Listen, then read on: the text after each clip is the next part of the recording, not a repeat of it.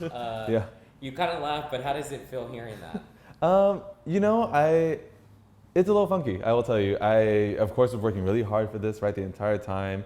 It has been since August 2024, we launched our campaign officially, working hard to get here, and now I'm just like, well, everyone knows me as Rick, you can keep calling me Rick.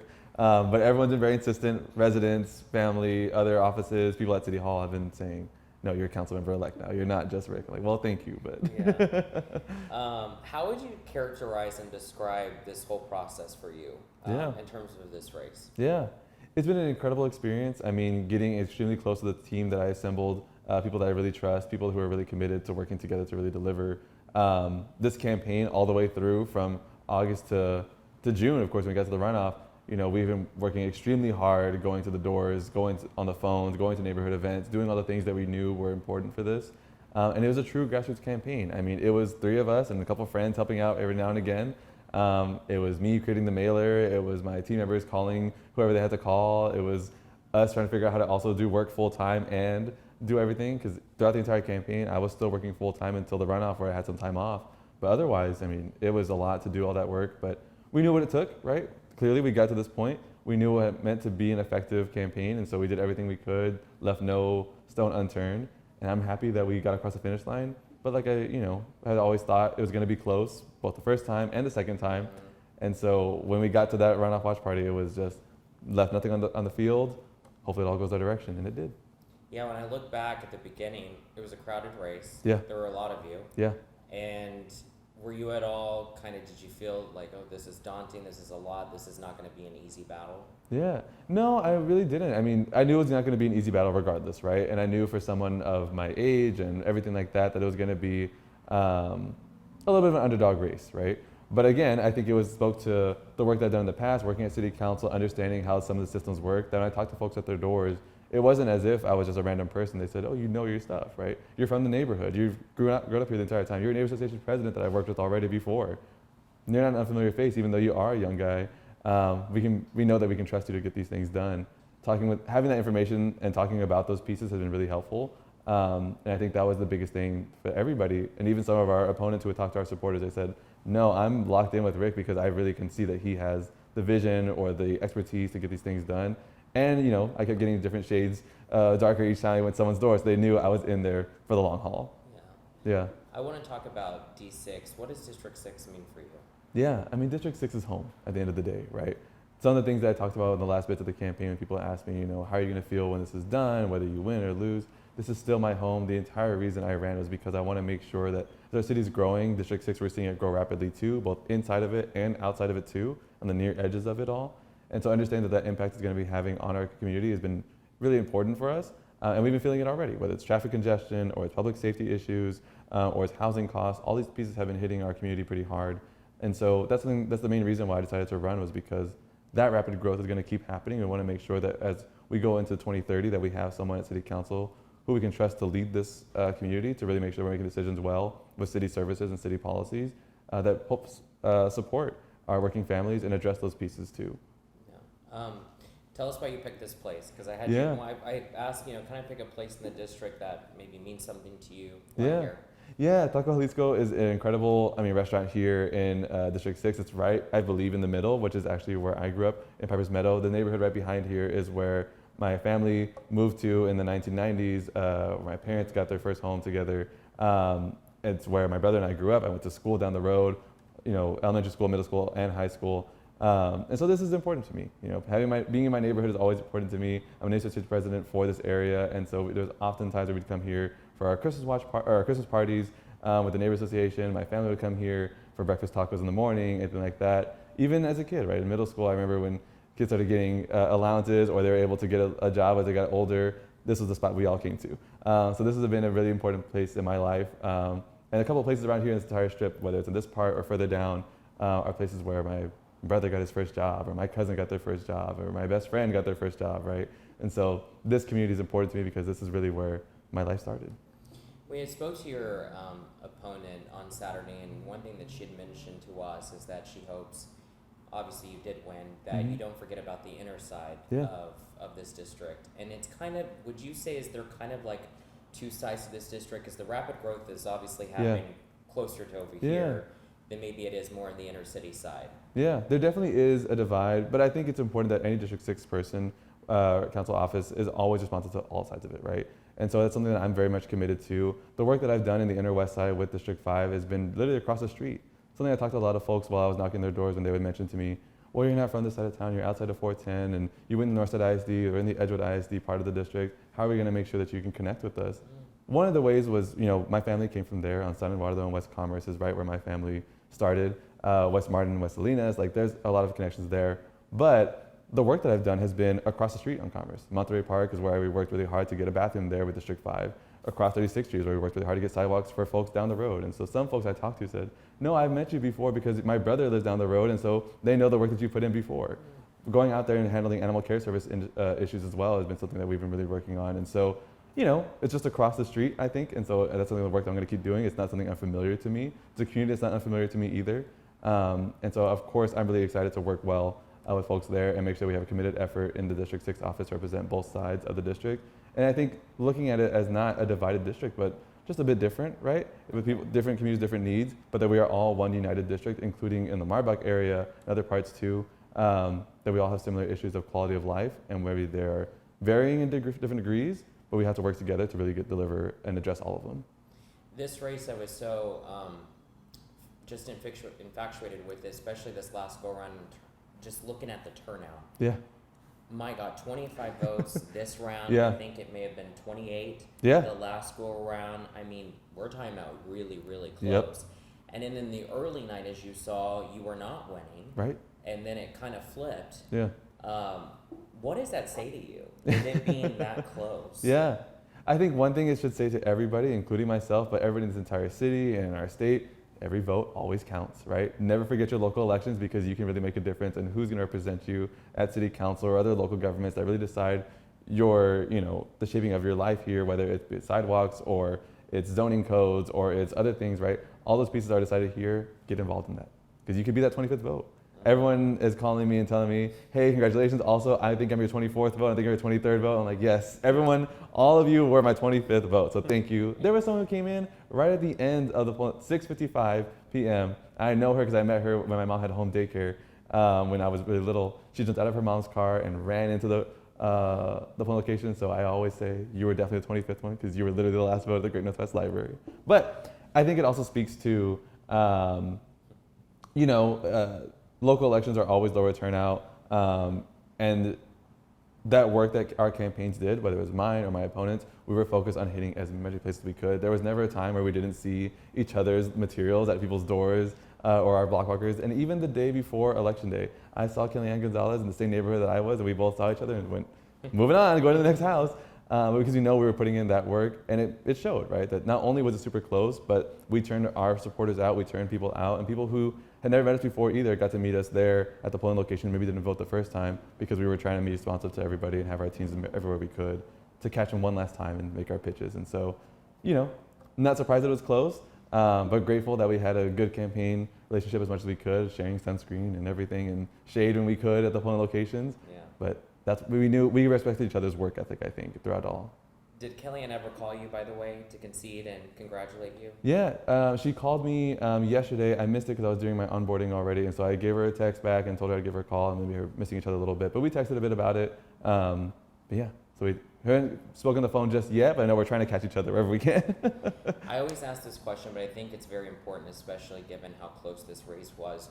What do you say to the people that didn't vote for you? Yeah.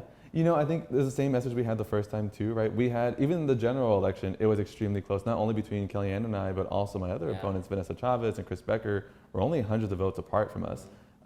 And so the same message I always said to everybody is that this council office is not just mine, it is all of ours, right? This seat is meant to represent everybody in our district, whether we are on the same page on every single issue or we're not on any single issue. It's making sure that you have an office here that is responsive to you, that you can reach out to, that you connect with, and someone you can trust to make the right decisions. And if I'm not, as I told some of my folks who said, I voted for you, I don't agree on everything you say, hold me accountable then and let me know. Let me know how you feel about it. We can agree to disagree on some things, but as long as you know that I'm committed to serving this district because it is my home, just the same way as your home, and we're going to work on it together to make sure all of our lives are improved throughout these next 4 years. Let's talk about your age. Yeah. You brought it up. Yeah. You're 24? It's true. Or you just turned 24, or? My birthday's in August, so I was 24 this entire time, yeah. Okay, so you'll be 25 this August. I will. I think a lucky number. Okay, that is a good number. Was that all a factor for you? Did you hear that? I think you kind of mentioned just a few minutes ago that you kind of did hear that just about being young. Yeah. I honestly didn't hear it for most of the entire election because I think when people meet me, they don't think that I'm just 24. They think I'm a little bit older. And so they're surprised when I let them know that, oh no, I actually am 24 years old, right? Well, all that stuff. I think more so into the runoff is when after people kind of got the first view of everybody and got to vote and everything like that, they said, oh, okay, I heard about you from somewhere else. I heard from a different opponent. Nothing bad from anybody, but it's just, oh, I remember you're the younger candidate, right? And so meeting people that I didn't meet the first time, finally getting to their door, maybe they answer this next time or they answer the phone, we were able to talk about, yes, I am the young candidate, but hear me out for a second. And when they would, we got people who said, I'm happy you're young. I'm happy you have energy. I'm happy you have the work ethic in it. And I can tell that you also have the knowledge to get these things done and the experience. And that was the thing that I think shifted a lot of people's decisions about me was that, no, you're not just a young person. You're someone with the experience of working city council. You're someone with the heart of being from this community. You're someone with the energy to come to my door multiple times and see you, in the cold, in the rain, in the hail, in the sun. Even at the polling locations, people will come up and say, every single time you've been here, I know you care about this community, and I know that you're in it not only to win this election, but to serve us all the way through. And so, I think there was other people too who said, I'm excited that you're young because I want someone who's a bit more energetic and exciting. And I think we see a lot in national politics, maybe not local politics as much. We see a lot in national politics, a lot of folks who are upper in age, holding on to power for a long time. And so I think it's refreshing for some people, even when we don't agree, for someone who, people always told me, not as jaded, open to new ideas, and willing to put in the work. Yeah. What do you say to the critics, though, that look at your age and say, well, what kind of experience has he had to be able to be in the position that he's in, and in terms of work and just in life in general? Yeah. I'm not going to say that I have every single ounce of experience from being all my 24 years of life, right? I am grateful for the experience I have working at city council, of working at the Texas legislature and doing this kind of work within policy, that I'm able to get these things moving through that we're talking about, whether it's budget conversations. I've gone through 3 budget conversations at city council before, whether it's work on coalition building. I've done that work already, both in city council and at the legislature in Austin. The work ethic I've had the entire time has always been working since I was able to work, right, with different organizations, doing voter registration advocacy and other pieces too. So it's not something that this is my first time doing the job or doing a job. And I think where I lack in some experiences, that's where I lean on not only my staff, but my community too, to say, what things have you seen in your community change or adjust, or do you want to see done? Let me know what that is, and that we can look more into it. We can work on those pieces. And it's something that I relied a lot on for my neighbor association, right? A lot of folks in that group would let me know, we've been here since 1970s when it first opened up. Here's what's changed and shifted. But what I've grown up is seeing a little bit different, right? And so talking about, not that there's a big difference or a bad difference, but that we can work together to address those pieces and look at the common goal that we have here, right? What's the current state that we can address now? And what are some positives from the past that we can also address too? So I don't think it's necessarily a bad thing that I don't have all the experience in the world. I think I still am very confident in the experience that I do have. And then it's assembling a good team in my council office who also has a good experience too. My last age question. Yeah. I promise, No, you're I fine. want to move on from it. I had asked the city, and so being kind of one of your tied, being the youngest ever elected to council, Ray Saldana was elected at 24, same age as you. What is your reaction to that? Do you hold that with pride as being the young, one of the youngest to ever be elected? I honestly don't think I've let myself look at it too much because I've been so focused on the work, but I think I should, and I do, the one thing I'll always say about, if some folks had some big critiques and they weren't able to get across the finish line with me, I think it's okay. But I think it spoke to, there's something kind of lucky number of 25 in 2025, when I'm turning 25 and I won by 25 votes. That I think it was a lucky thing here. And I think it means something, right? But beyond that, we've had very young people on council. Right? You mentioned Ray Saldana. We also had Henry Cisneros in the past, Julian Castro in the past. Terry Castillo and Jada McKee Rodriguez are both young council members as well. They weren't as young as me, all of them, right? But they were very close in that, 26, 28, 27. And so I think San Antonio has a good record of sending folks who are young to elected positions of power because they like to see folks who have the energy, who are willing to do the hard work to get these things done and open to new ideas too. So I hope to be that person for District 6 as well. D6 under your leadership, and just the difference since it's been from your previous two. I think the biggest difference that it will be is not necessarily the ideological differences, not necessarily the decisions we'll make on council. There will definitely be some different ones, I think, on how we approach different policies or different actions that we'll make. But truthfully, I think it's going to be a different approach in terms of communicating with our residents, keeping in touch, and making sure we're really responsive to our folks here. And I think with the 4-year term, it's going to be a very different dynamic where it's going to be a little bit more consistency, not necessarily for anyone's fault of their own, but because the 2-year terms can have high turnover, right, with different council members or different things going on in their lives as well. And so I'm excited to see how that'll be all shaped out, and I'm excited to bring on folks who will be able to deliver that service all the way through for the next 4 years. You talked about just the growth, traffic, and public safety. If there were top 2 things that you for sure want to see through that is an issue in your district, what are those? Yeah, I think one of the biggest one is always going to be infrastructure, right? Whether it is there's a lack of infrastructure, basic infrastructure needs in certain parts of the district, sidewalks, drainage, good street repairs, things like that, lacking the basic needs there, or other places where they've had some of those stuff, but it's not up to date as much as it should be, right? And so I think that's always going to be the biggest thing for the district, and I think most in city council offices too, or city council districts, it is usually infrastructure. We are a growing city, an aging city too, so making sure that we are addressing those pieces is critical for everyone's quality of life. Beyond that though, it's also then looking at housing affordability. There's a big thing that I ran on. It's a big thing for a lot of folks in our community, whether it's someone who's aging out of their parents' home and wants to find a place of their own to live in, it's tough to find one. Whether you're someone who's lived here generationally, right? You're trying to make sure you can afford to keep, to make ends meet, trying to stretch that social security check for one more month or one more week during the month, it's become more tough because of housing costs, because of utility rates, because of property taxes. And so identifying ways that we can do that is a really big focus of mine, and I'm really proud of the work we've been able to do in the past in the office that has been really focused on housing as well, to bring that to District 6 as well and really push hard for those policies here at City Council. I would think the next really big thing you talked about the budget, right? That's what's next. You've been through the budget cycle. Is there anything in the budget that you specifically don't want in there or that needs to be in there? I'll start with something that needs to be in there. I'm really focused on making sure that our human services are protected as much as we can be. I know it's going to be a tough conversation about where in our budget are we going to have to trim down to make sure that we can be financially stable, but I'm really worried about the conversations that have been happening about Metro Health, about our Parks Department, about our Department of Human Services. A lot of these services our folks really rely on, whether they sometimes realize it or not, in terms of our youth summer programs, our senior services, our vaccine services, and all the other pieces that are really important to our community's well-being and our health.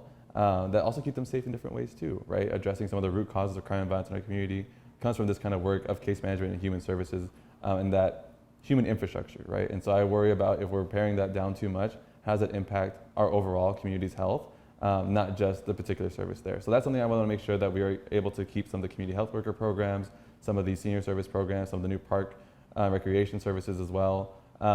It'll be tough, right? But I think it's going to be where that creative leadership is going to have to come in to say, where can we either trim the budget somewhere else, or where can we find new revenue somewhere else as well that doesn't, increase our taxes, but instead looks at different ways of where we shell out too much subsidies to different organizations or corporations or developments that we can maybe rein back in a little bit to, make sure we shore up our services. So that's one big thing. The other part about where do I think we should look at trimming is really going to be some of those pieces, right? Whether it's some of the major property tax abatements that we give to major corporations. Yes, of course, we want to make sure we're balancing our economic development while also balancing the needs of our community. And I think that balance hasn't been always in our favor in terms of our residents, and so I want to make sure that we are looking into that a bit more. You think it's been in favor more of the corporations? I do. I think utility rates are very clear in that larger corporations and larger power users actually pay lower rates than our residents typically do for the same average use, and so I want to make sure that's a bit more equal. I also want to make sure that we're looking at some of these property tax abatements that we're not giving 100% tax abatement for the next 50 years for something that's going to be, that would have normally given us $900 million every single year or so, and then we only get a couple jobs from it, or we only get some low-paying jobs from it. I'd rather see that there's maybe a bit of negotiation with that to say, yes, bring your jobs here, yes, set up shop here. Let's make sure they're living wage jobs. Let's make sure they're giving good benefits. Let's make sure they're hiring locally as much as we can. And let's make sure, too, that you're also contributing to our communities, too, so that your workers that are here have affordable places to live, have quality places to live in, have good sidewalks and streets, and have good parks, too. Project Marvel. Yeah. What are your thoughts on that? Yeah. I feel like, and I don't know, it seems like there's such a rush Yes. in it. And I mean, just from an outsider. Yeah. Where do you stand on the issue, and what do you hope in terms of the city side of things, Yeah. the conversations that the city has and its involvement, Yeah. what that looks like? Yeah, so I've been very clear from the beginning of my campaign and throughout different voter guides and different community forums I'm not in favor of using public dollars for this project, whether it is our general fund dollars or our TERS dollars, which typically would have gone to our general fund or other pieces too, our bond dollars especially. I'm very concerned about how our spending on this particular project, if we go forward with it, and it seems like our city council is moving that direction, how it's going to impact our next bond for our communities, whether it's our public safety needs or our housing needs or our parks or our libraries or our sidewalks. How's it going to affect our credit rating if we're going to keep applying for bonds for different things, all these different places, and increasing our debt? And this package is not going to be small. Whether or not we're getting new money from the venue tax in the county or from the TERS or the TIFs or other kinds of places, it looks like we're still going to have a $2 billion or if not another $1 billion bond for this particular project, right? And then we think about our last bond for all the other pieces I just mentioned for our community needs, it was $1 billion itself. And so I'm wondering to see how that's going to play out, and something I'm excited to talk about with our financial folks, our chief financial officer at the city, as well as other people too, to see what is the long-term impact this will have on our actual city's services, not just the actual area that's going to be built, right, with all of this work. And that's where I get concerned with it all. You know, I think folks are going to have conversations with me very soon, once I'm sworn in and everything like that, to say, well, here's the other side of the view, right? Here's how this can be impactful to our economic development. And I hear it. I think it's an aesthetically appealing project. I think it's a good vision to have. I like the idea of making Hemisphere this really big destination more so than it already is for our downtown. But I also think we can't leave behind a lot of these folks in our neighborhoods who are just outside or all the way outside, who either don't use these facilities or who have serious issues in their communities too. We talk about homelessness, we talk about mental health, we talk about public safety overall, we talk about parks that are just, you know, one porta potty and that's only open for a certain amount of time during the day and not at night. And then if folks are trying to use it, what do we do there, right? And so I think we'd like to look at the entire quality of life of our city and how we can balance the needs of our economic development that impacts the rest of our city too. Yeah, and then the infrastructure too, to have Yeah. something this grand is another Yeah. part of it. Yeah. When you look at just the landscape of council, now Yeah. that it's all set, Yeah. what do you see? I'm really excited actually to work with all these folks. Some of the folks I've met along the way on the campaign trail I've known from working at city council already. Some folks are brand new, and so I'm doing my best to reach out to them too and say, hey, let's talk soon and see what your priorities are and what things are priority for me, even if we're on different ideological spectrums, how can we work together to address similar issues? You know, I think about some of the folks I've worked with already in the past who are still on city council and got reelected in May and didn't have a big runoff to deal with, and saying, hello, it's me again, Yeah. but now I'm on the dais with you. Hi. Yeah. And so I'm excited to work with a lot of these folks that are good people, good familiar faces, who are ready to hit the ground running too. Every conversation I had has been, you know, with any council member, and we're still scheduling something coming up, has been, you know, we're ready to hit the ground running with you. We know you know what you're doing. Let's figure out how we can work together on these pieces. I think that's it. Is there something that, if there was one message that you would want, you know, D6 or just any citizen in San Antonio to take away from your story, Yeah. what would it be? I think it would be that you should never be afraid to put yourself out there and try to push for your community as much as you can. You know, whether it is something that you really believe in or something that you've heard from your community that you really believe in, that you want to work together on, go for it, right? You know, you never know what the response is going to be. You can get a couple no's here and there, but you never know how many people are also excited for someone to step up and actually say the thing that they've been waiting to hear. And I think too, you know, don't be afraid to reach across different aisles of people that maybe you'd never met before, never agreed with, never thought you would agree with, because you might find some folks, some allies across the spectrum, whether it's a political spectrum or otherwise. And I say go for it, and don't be afraid of your age, don't be afraid of your experience, don't be afraid of your background. Put yourself out there and people will respect you for making that effort at least.